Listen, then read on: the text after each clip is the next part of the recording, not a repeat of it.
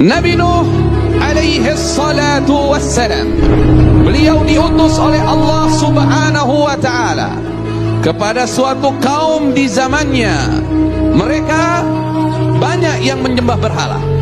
Kemudian ia mengatakan kepada kaumnya, sesungguhnya aku bagi kalian adalah pemberi peringatan yang nyata. Janganlah kalian menyembah kecuali hanya kepada Allah subhanahu wa ta'ala. Dakwah yang diberikan oleh Nabi Nuh ternyata ditentang habis-habisan, di antaranya oleh orang-orang yang kaya di masa itu dan orang-orang yang punya jabatan besar di masa itu.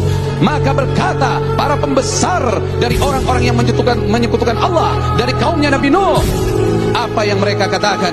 Mereka mengatakan, hai Nuh, kami tidak melihat kamu kecuali manusia biasa seperti kami, dan kami tidak melihat pengikutmu itu ada orang-orang yang hebat, orang-orang yang besar. Mereka itu rata-rata pengikutmu, wahai Nuh, adalah orang-orang yang rendah kedudukannya di sisi kami, orang-orang yang kami anggap bodoh.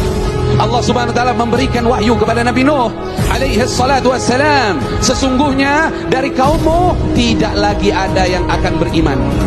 Hidayah sudah ditutup, tidak lagi ada yang beriman kecuali cuman sedikit dari kaumnya yang sudah beriman. Hati-hati, jangan menutup diri dari hidayah Allah. Akhirnya datanglah waktu di mana Allah akan mengazab kaumnya yang tidak nurut kepada ajakan Nabi Nuh alaihi salatu wassalam. Kemudian Allah berfirman, wahai Nabi Nuh, buatlah kapal besar. Maka Nabi Nuh saat itu bertanya kepada Allah, ya Allah, saya tidak punya pengalaman dalam membuat kapal. Saya tidak mengerti tentang kayu, bahkan saya tidak mengerti. Kata Allah subhanahu wa ta'ala, bikin kapal besar itu dengan pengawasan kami dan petunjuk dari kami, kata Allah. Kemudian Allah katakan dalam mengerjakan kapal itu, kamu jangan lagi istighfarkan mereka, orang-orang zalim itu. Jangan lagi kamu ajak bicara dia tentang dakwah. Jangan lagi kamu doakan dia. Sesungguhnya mereka semua akan tenggelam, kata Allah. Ketika Nabi Nuh bikin kapal itu orang-orang yang menyekutukan Allah subhanahu wa ta'ala, yang memusuhi Nabi Nuh, yang biasa menolak dakwah Nabi Nuh, tiba-tiba mereka kangen sama Nabi Nuh. Kemana aja nih Nuh nih, katanya. Kata mereka, oh di atas bukit. Mereka datang ke atas. Apa tujuan mereka datang ke atas? Apa tujuan mereka datang kepada Nabi Nuh? Bukan untuk menerima dakwah, bukan untuk menerima nasihat, tapi untuk mencela Nabi Nuh alaihi salatu wassalam, bahwa setelah kapal itu sempurna, kayunya semua telah terbentuk, semuanya telah tertutup. Kemudian Allah perintahkan, wahai Nuh, kalau sudah datang ciri-ciri akan datangnya azab, keluar air, wafarat tanur, keluar air dari tempat api. Kalau di rumah setiap orang waktu itu ada tempat pembuatan roti, itu biasanya api. Nah ini kalau sudah keluar air dari situ, berarti banjir mau datang. Nabi Nuh lagi bikin roti, keluar air. Kemudian apa Allah perintahkan? Segera datang kepada kapal itu, bawalah masuk ke dalam kapal itu hewan, semua jenis hewan, satu pasang. Kemudian wa ahlaka, bawa keluargamu wahai Nabi Nuh. Kemudian orang-orang yang beriman bawa bersamamu, dan tidak ada yang beriman kecuali sedikit. Orang yang beriman hanya 80 orang saja. Kemudian apa? Air keluar dari bumi. Air yang dari atas sama dari bawah ketemu, ombaknya seperti gunung. Akhirnya naiklah Nabi Nuh alaihi salatu wassalam. Ada satu putranya tidak selamat, namanya Kan'an. Ada riwayat lain namanya Yam. Dia memilih gunung, akhirnya gunung tidak bisa menyelamatkannya. Dan berapa lama azab itu terjadi? Kurang lebih 6 bulan kejadian itu terjadi. Barulah Nabi Nuh dan pengikutnya selamat dari banjir besar itu.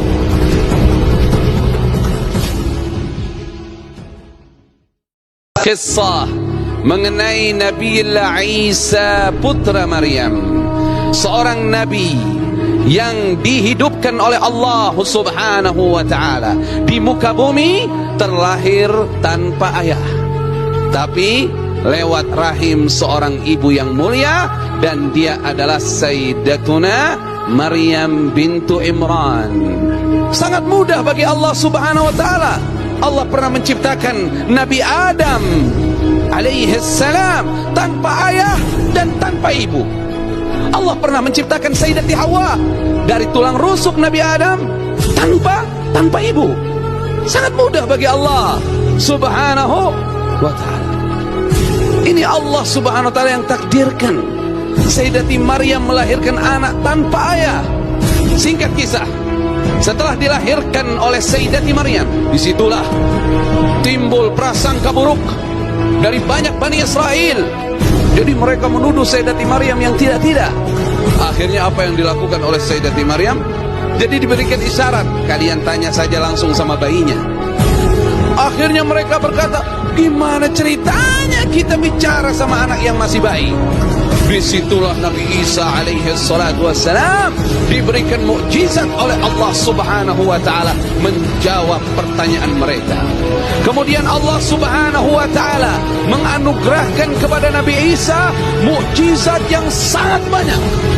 Nabi Isa alaihi salatu wassalam mengatakan Allah mengizinkan beliau bisa menyembuhkan orang yang buta. Pernah dikatakan bahwasannya dalam tafsir, Nabi Isa pernah mengumpulkan 50.000 orang, semuanya kena sakit, yang obatnya nggak ketemu. Beliau berdoa dan langsung sembuh semua. Siapa penyembuhnya? Allah Subhanahu wa ta'ala. Allah karuniakan mukjizat itu kepada Nabi Isa. Dan aku menghidupkan yang wafat dengan izin Allah Subhanahu wa ta'ala. Ini semua tanda dari Allah Subhanahu wa ta'ala. Jika kalian betul-betul beriman, kedatangan Nabi Isa selain mengajarkan kepada Bani Israel untuk bertauhid kepada Allah, Nabi Isa mengatakan, dan sesungguhnya Allah adalah Tuhanku dan Tuhan kalian semua, maka sembahlah Allah yang satu, tiada Tuhan selainnya. Kedatanganku untuk membenarkan kitab At-Taurah yang diturunkan kepada Nabi Musa sebelum aku, dan aku datang membawa kabar gembira untuk kalian semua. Kabar gembira untuk kalian semua. Akan datang seorang Nabi, akan datang seorang utusan Allah, datangnya persis setelah aku. Dia adalah Nabi Ahmad, nama lain dari Nabi kita Muhammad sallallahu alaihi wa alihi wasallam, membawa kabar gembira akan datangnya Nabi kita Muhammad. Allahumma salli wa sallim wa barik alaihi wa ala alihi. Siapapun yang mengaku beriman kepada Nabi Isa alaihi salatu wassalam, dia harus mengimani seluruh Nabi dan Rasul, terutama Nabi kita Muhammad sallallahu alaihi wasallam yang Allah karuniakan kelebihan kepadanya sebagai pimpinan para Nabi dan Rasul dan penyempurna risalah kenabian. Sallu ala Nabi Muhammad. Kemudian di usia 33 tahun, usia kahla, Nabi Isa diangkat oleh Allah Subhanahu wa ta'ala. Nanti suatu saat di akhir zaman, Nabi Isa akan kembali ke muka bumi dan menerangkan tentang ajaran para Nabi dan Rasul alaihim wa ala nabiyina afdalus salat wassalam, dan menjadi pengikut Nabi kita Muhammad.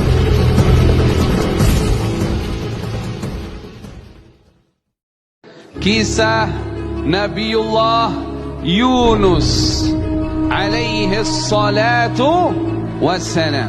Nabiullah Yunus Allah utus kepada penduduk Nainawa. Penduduk Nainawa pada saat itu berbuat kesyirikan kepada Allah Subhanahu wa ta'ala dan berbagai macam kemungkaran.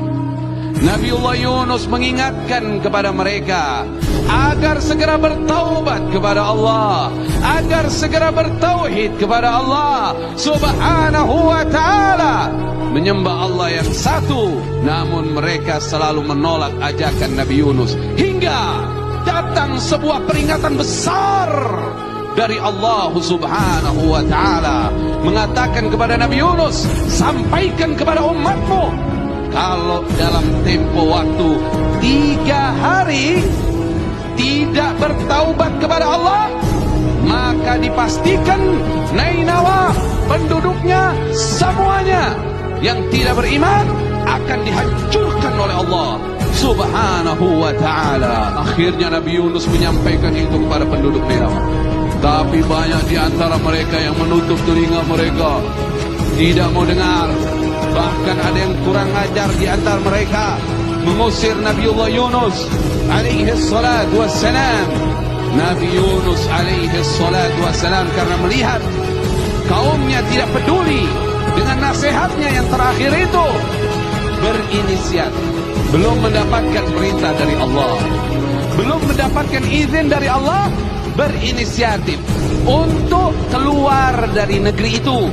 Ketika dia pergi meninggalkan kaumnya dalam keadaan marah kepada kaumnya, dan dia naik di kapal yang penuh, dia masuk di kapal itu, tiba-tiba ada ombak besar, maka nahkoda kapal memutuskan harus ada pengurangan penumpang, satu orang harus diceburkan. Akhirnya mereka mengundi, dan Nabi Yunus termasuk yang kalah dari undian itu. Itu diceburkan ke laut. Ternyata apa yang terjadi? Allah perintahkan ikan besar itu, telan Yunus hidup-hidup. Jangan kau hancurkan daging dan tulangnya, bawa Yunus ke dasar laut. Saat itu Nabi Yunus mendengar suara-suara, maka dia bertanya kepada Allah, ya Allah, ini suara apa? Kemudian Allah mewahyukan kepadanya, itu suara makhluk di laut, yaitu para ikan bertasbih kepada aku. Maka Nabi Yunus bertasbih kepada Allah, la ilaha illa anta subhanaka inni kuntu minadh zalimin. Nabi Yunus terus bertasbih kepada Allah. Akhirnya apa Allah katakan? Fastajabna lahu wa najjaynahu minal gham wa kadzalika nunjil mu'minin. Maka kami bukakan kesulitan yang dihadapi oleh Nabi Yunus. Kami kabulkan Nabi Yunus akan doanya, dan kami keluarkan Nabi Yunus dari kesulitan. Beginilah cara kami, kata Allah, mengeluarkan orang beriman dari kesulitannya. Gimana cara mengeluarkan orang beriman dari kesulitannya? Ketika dia sudah mengaku salah, kemudian bertaubat minta ampun, bertasbih kepada Allah. Makanya apa kata Allah di dalam Al-Quran?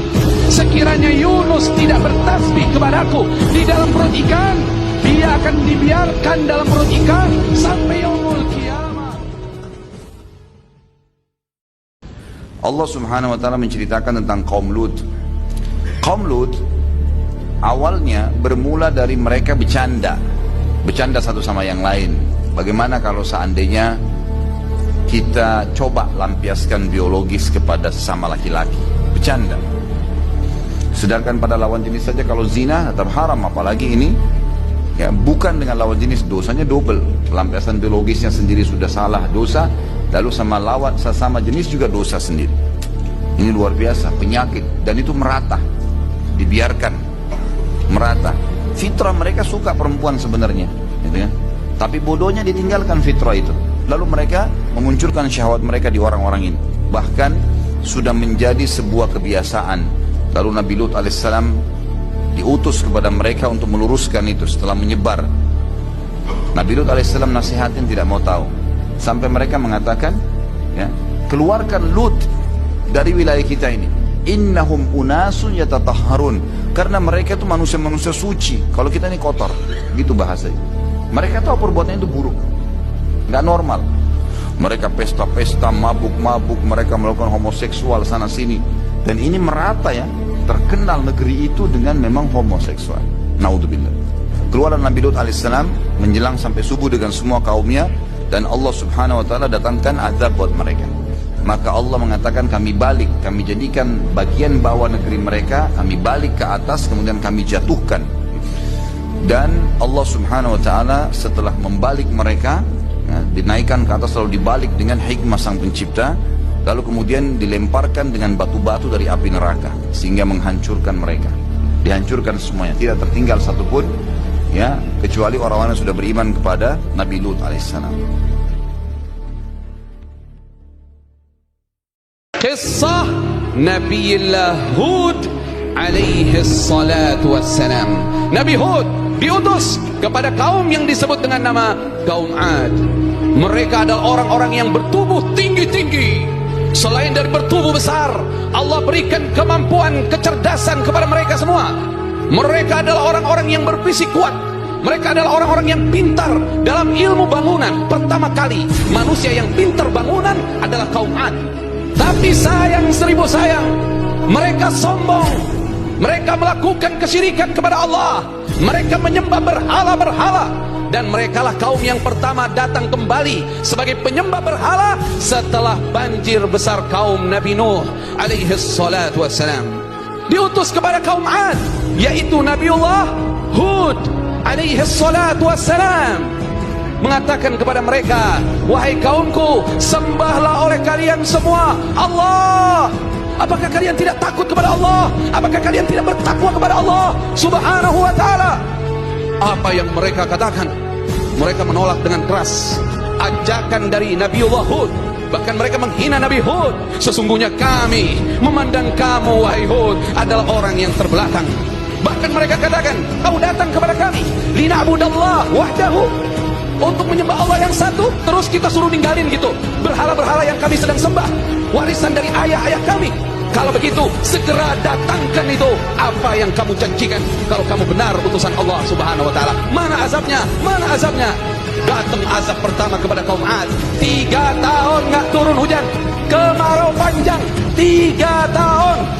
Nabi Hud mengingatkan kepada mereka, kalau ingin keluar dari kesulitan ini, wahai kaumku, segera minta ampun kepada Allah, segera bertaubat kepada Allah. Allah pasti akan menurunkan hujan kepada kalian dengan sangat deras. Tapi mereka tidak patuh. Singkat kisah, Allah subhanahu wa ta'ala mendatangkan kepada mereka, datang itu awan hitam ke lembah-lembah milik mereka. Apa mereka katakan?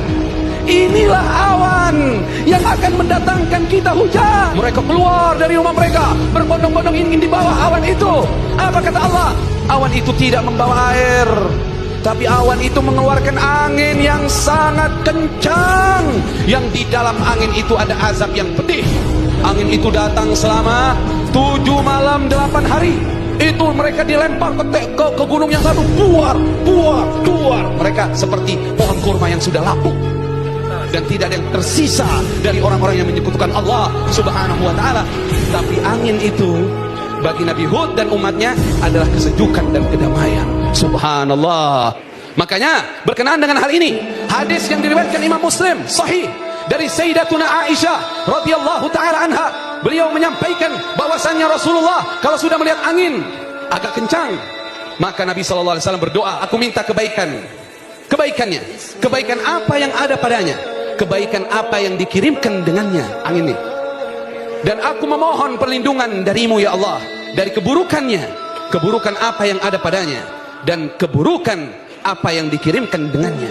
Dan Sayyidatuna Aisyah mengatakan, kalau datang awan mendung, Rasulullah sallallahu alaihi wasallam itu kadang ke depan rumah, kadang ke belakang, ada kekhawatiran yang besar. Kata Sayyidati Aisyah, kenapa ya Rasulullah? Kalau datang awan kamu selalu khawatir keadaannya, tapi setelah awan itu menurunkan hujan baru kau tenang.